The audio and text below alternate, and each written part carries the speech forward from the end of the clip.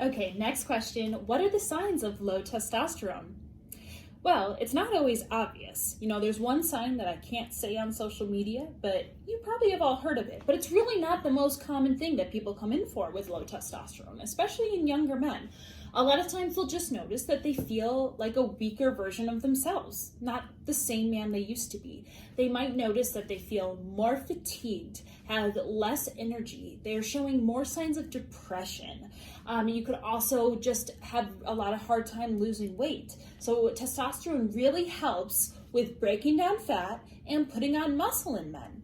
So if you're not getting the body that you want, that can be a sign of low testosterone.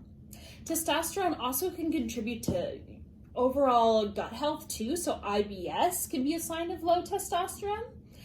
Testosterone also contributes to a lot of diseases. It contributes to cardiovascular disease, type 2 diabetes, osteoporosis, which is your bone health, dementia or Alzheimer's. So if you see your memory declining, that can be a huge sign of just having low testosterone.